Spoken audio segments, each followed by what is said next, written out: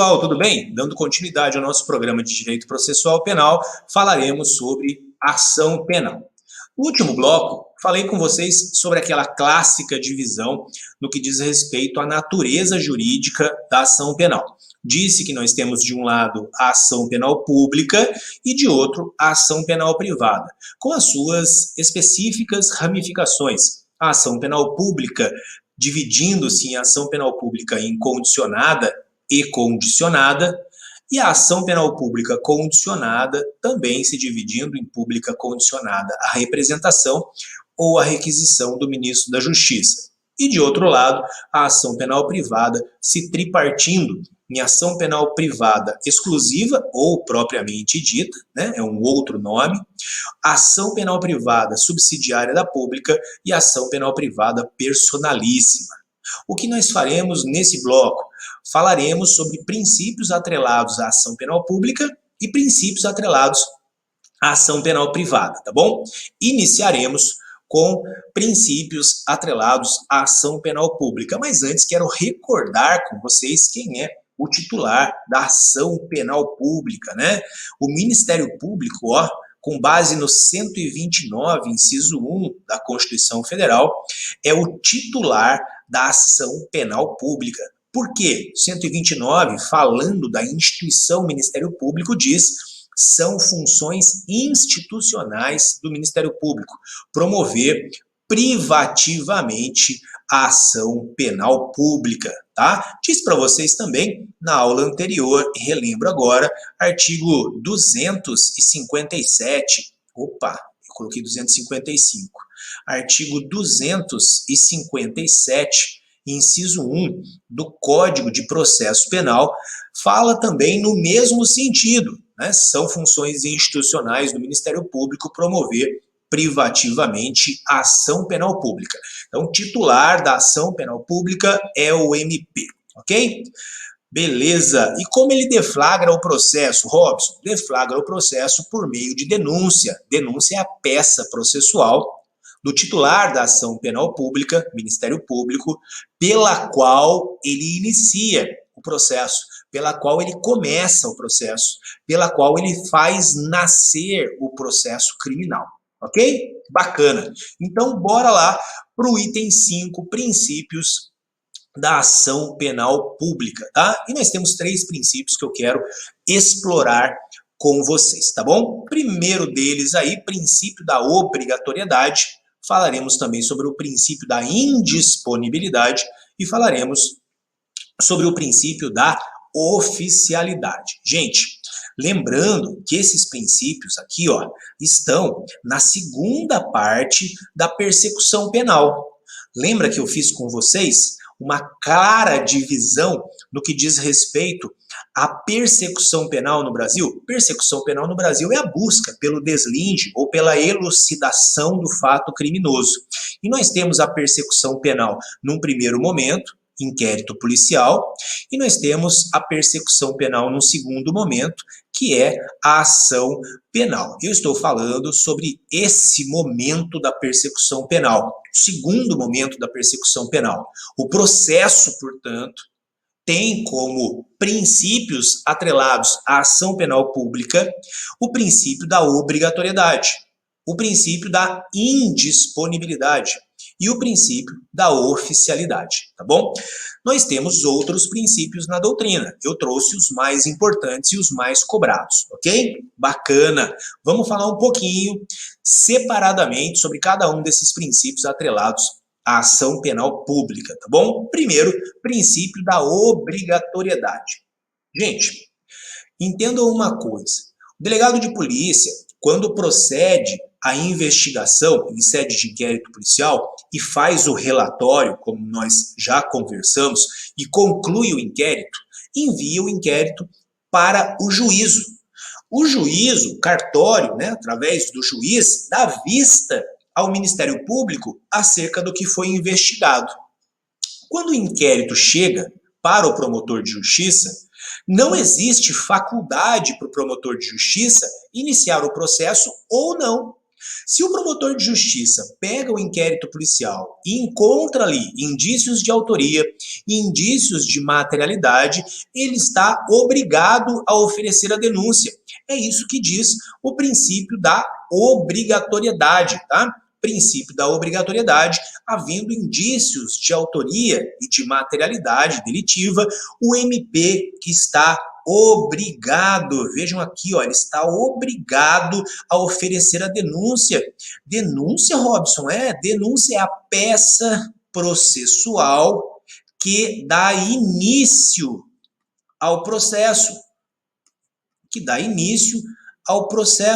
Isso é a denúncia. Ele está obrigado a oferecer a denúncia sempre que o inquérito policial trouxer consigo indícios de autoria e de materialidade delitiva. Ok? Bacana? Robson, isso é absoluto? Olha que legal, hein? Olha que pergunta interessante. O princípio da obrigatoriedade é absoluto? Não. Se você quiser, anota aí no seu caderno. Eu não tenho isso no meu slide, mas anotem aí, façam uma pergunta aí. O princípio da obrigatoriedade é um princípio absoluto? E aí você coloca a resposta. Não. O princípio da obrigatoriedade não é absoluto. Comporta exceções. Não é exceção, exceções. E a primeira exceção que comporta o princípio da obrigatoriedade tem previsão lá na Lei 9.099. É um dos institutos despenalizadores trazidos pela Lei 9.099 lá em 95. Qual é ele, professor? Esse daqui, ó, transação penal. Transação penal, gente, em apertada síntese, é um acordo feito entre o autor do fato criminoso e o Ministério Público e o promotor de justiça, onde eles acordam ali condições para que o promotor de justiça não ofereça a denúncia. Transação penal, por óbvio, né? Não cabe para todos os crimes. Transação penal é um instituto despenalizador previsto na Lei 9.099, cabível para as impos. Professor, o que é impos? Falei na aula de inquérito policial, impos são infrações penais de menor potencial ofensivo. Professor, infração penal de menor potencial ofensivo, o que é isso? Infração penal de menor potencial ofensivo tem conceito legal lá no artigo 61 da Lei 9.099/95. Professor, qual é esse conceito que eu não me lembro? Deixa eu te refrescar a memória, então. O artigo 61 tem essa redação que eu vou te falar. Consideram-se infrações de menor potencial ofensivo as contravenções e os crimes a que a pena máxima não exceda a 2 anos. Então, vejam, um crime em que a pena máxima não exceda 2 anos, ou seja, vai até 2 anos, ou então uma contravenção penal, se submete à Lei 9.099. E como tal, pode ser aplicado o instituto despenalizador chamado transação penal. É isso, Robson? Perfeito, é isso mesmo. Então imaginemos que nós tenhamos lá um crime em que a pena máxima não excede 2 anos.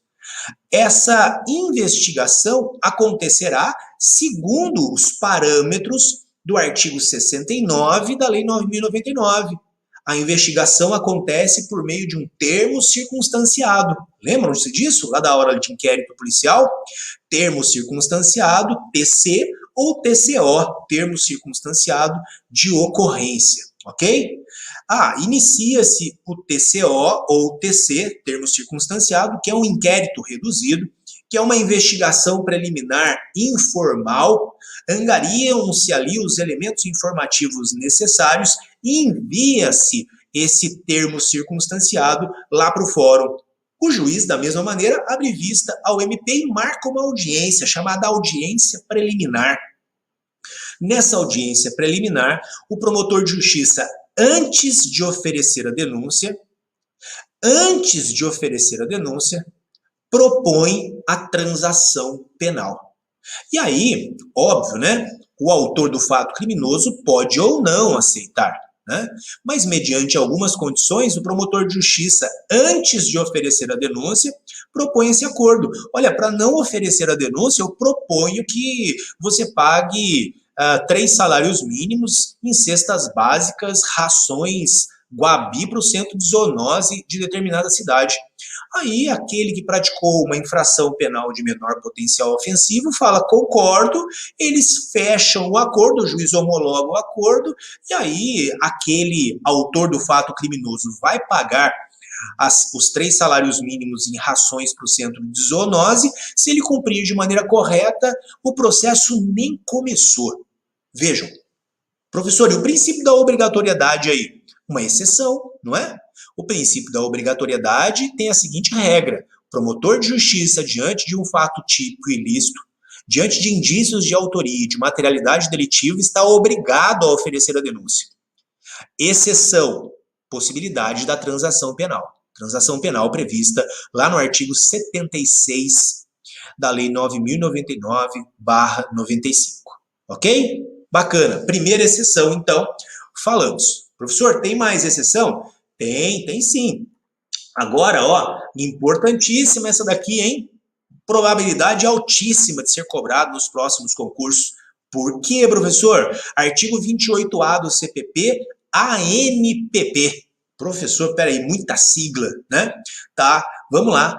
O Acordo de Não Persecução Penal, ou o ANPP, foi trazido ao Código de Processo Penal pela Lei 13.964 de 2019, 24 de dezembro de 2019, foi publicada a Lei 13.964. O pacote anticrime, famoso pacote anticrime. O 28, como eu disse para vocês, o 28 do Código de Processo Penal está suspenso, mas o 28A está em plena vigência. Professor, o que é o 28A? É um acordo de não persecução penal. Em algumas hipóteses, pode o promotor de justiça fazer acordo para não começar o processo com infrações não só de pequeno potencial ofensivo, mas de médio potencial ofensivo. Falaremos sobre o ANPP numa aula específica, tá bom? Mas aqui eu quero citar que o ANPP também é uma exceção ao princípio da obrigatoriedade. Se o promotor de justiça, pelo princípio da obrigatoriedade, está obrigado a oferecer a denúncia, sempre que estiver diante de indícios de autoria e de materialidade, na hipótese de cabimento do ANPP, nós temos a situação em que o promotor de justiça não vai oferecer a denúncia, mitigando, reduzindo a amplitude do poder do princípio da obrigatoriedade. Tá bom? Mais uma exceção, colaboração premiada, prevista lá na Lei 12.850 de 2013. A 12.850 é a lei do crime organizado. Se houver a possibilidade de colaboração premiada, que é exatamente um acordo também entre o autor do fato criminoso, né, que praticou um crime de grave potencial ofensivo, nós teríamos aí uma exceção ao princípio da obrigatoriedade. Ao invés de oferecer a denúncia, faz-se um acordo com o autor do fato criminoso. Tá bom? Beleza? Resumindo e concluindo, princípio da obrigatoriedade vigora de maneira quase absoluta, né? Tem aplicabilidade plena, a aplicabilidade é plena, tá? Sempre que o promotor estiver diante de um fato típico ilícito, indícios de autoria e materialidade, ele está obrigado a deflagrar o processo por meio da oferta da denúncia. Mas a própria lei mitiga a força do princípio da obrigatoriedade quando permite que na transação penal, no acordo de não persecução penal ou na colaboração premiada, o promotor de justiça, ao invés de oferecer a denúncia, proponha cada um dos respeitantes acordos que eu disse para vocês. Beleza? Bacana! Vamos passar então o princípio da indisponibilidade da ação penal pública, esse bastante simples, gente. O artigo 42 do Código de Processo Penal, vejam a redação comigo, ó. O Ministério Público não poderá desistir da ação penal. O promotor de justiça tem um princípio da obrigatoriedade. Estando presentes indícios de autoria e materialidade, e não sendo o caso de transação penal, acordo de não persecução penal ou colaboração premiada, O promotor de justiça está obrigado a ofertar a denúncia. Uma vez que ele ofertou a denúncia, ele não pode desistir do processo. Ele não pode falar assim, agora eu não quero mais continuar no processo. Não, ele não tem essa faculdade. O 42 do Código de Processo Penal diz que o Ministério Público não poderá desistir da ação penal, tá? Esse é o princípio da indisponibilidade. O MP não poderá desistir da ação penal que tenha iniciado. Tá bom? Simples esse princípio, bacana, vamos para o próximo. Princípio da oficialidade. A persecução penal em juízo está a cargo de um órgão oficial. Professor, qual é o órgão oficial? Nós estamos falando de princípios atrelados à ação penal pública. E o órgão oficial para o ajuizamento da ação penal pública é o MP, é o promotor de justiça, com base no artigo 129, inciso 1 da Constituição Federal, bem como com base no artigo 257, também inciso 1, apareceu 2 aqui, né? Inciso 1, mas agora do Código de Processo Penal. Tudo bem? Bacana? Legal? Então superamos aí os princípios atrelados à ação penal pública, item 6 do nosso bate-papo, princípios da ação penal privada, tá bom? 3 princípios também para falarmos da ação penal privada. Princípios específicos da ação penal privada. Temos o princípio da conveniência ou oportunidade, temos o princípio da disponibilidade, temos ainda o princípio da indivisibilidade. Legal. Vamos, como fizemos na ação penal, ou nos princípios atrelados à ação penal pública, falarmos sobre os princípios atrelados, desta vez, à ação penal privada. Ok? Bacana. Princípio da conveniência ou oportunidade. Gente, diferentemente da ação penal pública, na ação penal privada, vigora para o ofendido a conveniência ou a oportunidade de deflagrar o processo, de começar o processo. Ele pode ou não começar o processo. Lá na ação penal pública, nós vimos que o promotor de justiça está obrigado, porque ele tem um princípio da obrigatoriedade. Já na ação penal privada, há uma faculdade para a vítima de ajuizar ou não a ação penal. Princípio da conveniência ou oportunidade. Mesmo que haja indícios de autoria e materialidade, pode o ofendido não processar. O ofendido na ação penal privada não é obrigado a começar o processo. Ele só começa o processo se ele quiser, se lhe for interessante, se lhe for conveniente, se lhe for oportuno. Tá bom? Bacana isso? Na ação privada, o ofendido ou seu representante legal decide se vai processar ou não. Se lhe for conveniente, se lhe for oportuno, ele faz isso. Se não, simplesmente ele não faz nada, ele queda-se inerte, ele fica parado e não propõe ação penal. Ok? Ainda, princípios da ação penal privada, o segundo princípio da disponibilidade. Bacana. Princípio da disponibilidade. Gente, na ação penal privada, ele pode começar o processo, o ofendido ou seu representante legal, pode iniciar o processo ou não, certo? Imaginem que ele iniciou o processo, mas ato contínuo ele se arrependeu, falou, não quero mais continuar com esse processo. Com base no princípio da disponibilidade, o autor na ação penal privada, ele pode desistir da ação, tá? 2 informações importantes. Primeiro, querelante. Professor, quem é querelante? Querelante é o autor na ação penal privada, tá? Querelante é o autor na ação penal privada. Então, o querelante, o autor, aquele que começou o processo, ele pode desistir da ação por ele ajuizada por meio de 2 institutos. Ele pode desistir por meio do perdão e ele pode desistir também por meio da perempção. Perdão, artigo 51 do Código de Processo, e perempção, artigo 60 do Código de Processo. O perdão pode ser expresso ou tácito. Perdão expresso ou tácito? Sim, perdão expresso. Perdão expresso. O querelante escreve: perdoo aquele que me agrediu, tendo em vista que houve uma reconciliação. Sei lá, alguma coisa nesse sentido. Escreve e dá para o agressor, aquele que praticou o crime, né, contra ele. O agressor pode juntar isso no processo e o processo extingue-se pelo perdão. Além do perdão ser expresso, nós podemos ainda ter o perdão tácito. Tá? O perdão tácito. Professor, o que é o perdão tácito? O perdão tácito não é o perdão escrito, não é o perdão expresso. É aquele que se subentende. Imagina, o querelante, que é o autor da ação penal, tá?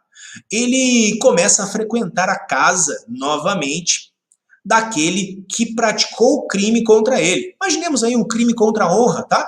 Imaginemos lá um crime contra a honra, um crime de injúria. Alguém foi injuriado, então ele pode iniciar a ação penal privada. Iniciou a ação penal privada, ato contínuo, ele fez as pazes com aquele que praticou o crime contra ele. Então está frequentando a casa, está fazendo churrasco, está participando de futebol junto, foram inclusive viajar junto para a praia no último final de semana. Há, nesse caso, um perdão não escrito, não expresso, mas subentendido, um perdão que se entende pelas atitudes, um perdão tácito, tá bom? Perempção. O que é a perempção? Gente, perempção, eu vou puxar aqui, ó, desse lado, tá? Perempção nada mais é do que a morte da ação penal privada, da ação penal privada, eu vou passar aqui para baixo agora, tá? Da ação penal privada pela negligência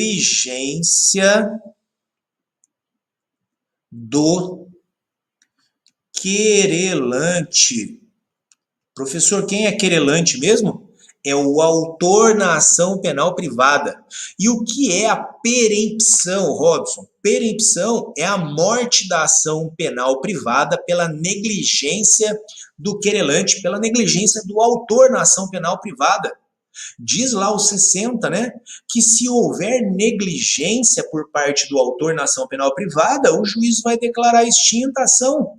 Perempção é uma causa extintiva da punibilidade, prevista lá no 107 do Código Penal.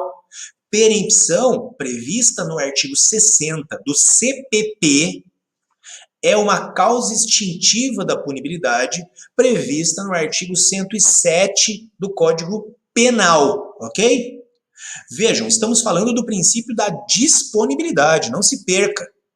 Se o autor na ação penal privada ajuizar a queixa-crime e começar o processo, mas posteriormente ele se arrepende e fala, não quero continuar o processo, ele pode dispor do processo. E ele faz por meio do perdão ou por meio da perempção, tá? Perempção, um exemplo de perempção. O juiz fala assim, autor, você precisa juntar um documento no processo. Por mais de 30 dias ele não fez nada. Marca-se um ato processual e o autor não comparece. O autor na ação penal privada morreu e por mais de 60 dias não houve aquela substituição processual do artigo 31, o cônjuge, ascendente, descendente ou irmão. Tudo isso mostra negligência na ação penal privada. E quando há negligência na ação penal privada, há a perempção. Observação importante, perempção só acontece na ação penal privada. Perempção só acontece na ação penal privada, ok? Não existe perempção na ação penal pública. Só temos perempção na ação penal privada, ok? Bacana, muito bom. Temos aí o artigo 51 com o perdão, né? O perdão concedido a um dos querelados. Professor, o senhor me falou quem era o querelante, mas quem é o querelado? Ué, se o querelante é aquele que é o autor na ação penal privada, o querelado é o réu na ação penal privada, tá? Querelante é o autor na ação penal privada e querelado é o réu na ação penal privada. 51 diz, o perdão concedido a um dos querelados, a um dos réus, imagina que nós temos 3 réus, e houve o perdão a um dos réus. Disse que esse perdão aproveitará a todos, aproveitará aos 3. O perdão concedido a um dos querelados aproveitará a todos, sem que produza, todavia, em relação ao que recusar, tá? 3 réus na ação penal privada. O querelante perdoou um deles, quer seja tácita, quer seja expressamente. O perdão dado a um dos 3 se estende aos demais. Pode ser que um dos 3 recuse o perdão, e aí a esse não se aproveita. É isso que diz o 51, tá bom? 60 tem as hipóteses de perempção, e acabei falando para vocês, nos casos em que somente se procede mediante queixa, só nas ações penais privadas, portanto, considerar-se-á perempta a ação. Vamos ler aí 2 incisos, né? Inciso 1, quando iniciada o processo, né? O querelante deixa de promover o andamento do processo durante 30 dias seguidos. Contei esse exemplo para vocês, né? E aí nós temos as outras hipóteses previstas no 60. É sempre importante a leitura do texto legal para identificarmos as hipóteses de perempção. E o último princípio, princípio da indivisibilidade, tá? A queixa-crime ajuizada contra um dos autores do crime obriga ao processo contra todos. Imagine que nós temos 3 réus na ação penal. Pelo princípio da indivisibilidade da ação penal privada, eu, se fui ofendido pelos 3, preciso processar os 3, porque se eu processar só um, pelos outros não serem processados, eu não vou poder processar somente um. É indivisível a ação penal pública se houver mais de um réu. Eu preciso ou processo todo mundo, ou eu não processo ninguém. Eu não posso escolher um ou outro para processar. Ou eu processo todos, é indivisível a ação penal privada. Tá bom? Bacana? Artigo 48 do CPP. A queixa contra qualquer dos autores do crime obrigará ao processo de todos e o MP velará pela sua indivisibilidade, princípio da indivisibilidade, tá bom? Tranquilo? A intencional exclusão de um dos autores é interpretada como renúncia em relação a este, nos termos do artigo 49. E, se eu renuncio o direito em relação a uma pessoa, isso se estende aos demais autores. Vejam o 49. A renúncia ao exercício do direito de queixa em relação a um dos autores do crime, a todos se estenderá. Tá bom? Ou eu processo todo mundo, ou eu não processo ninguém. Beleza? Muito bom. Vamos fazer uma questão para entendermos esse conteúdo. Perito criminal, assinale a alternativa correta sobre a ação penal privada. Letra A. É regida pelos princípios da legalidade ou obrigatoriedade. Opa, obrigatoriedade é princípio atrelado à ação penal pública. Então a letra A está errada, né? Divide-se, letra B, divide-se em ação penal privada propriamente dita, ação penal privada personalíssima e ação penal privada subsidiária da pública. Opa, perfeita! É aquela clássica tripartição no que diz respeito à ação penal privada. Por que está errada a letra C? O princípio da oportunidade confere ao ofendido a possibilidade de promover o perdão, fazendo extinguir a punibilidade. Não, gente, perdão se aplica durante o processo. O princípio da oportunidade viabiliza ajuizar a ação ou não ajuizar a ação, tá bom? Letra D. O prazo para o exercício do direito de queixa é prescricional. Não vimos isso ainda, mas veremos. O prazo é decadencial, tá? Letra E. A ação penal privada subsidiária da pública se inicia mediante denúncia? Não, se inicia mediante queixa. Por isso, a letra B está correta. Legal? Bacana? Espero que vocês tenham gostado do conteúdo. Se tiverem dúvida, estou à disposição pelo Instagram para resolver qualquer dúvida, tá bom? Grande abraço e até o próximo bloco. Tchau, tchau.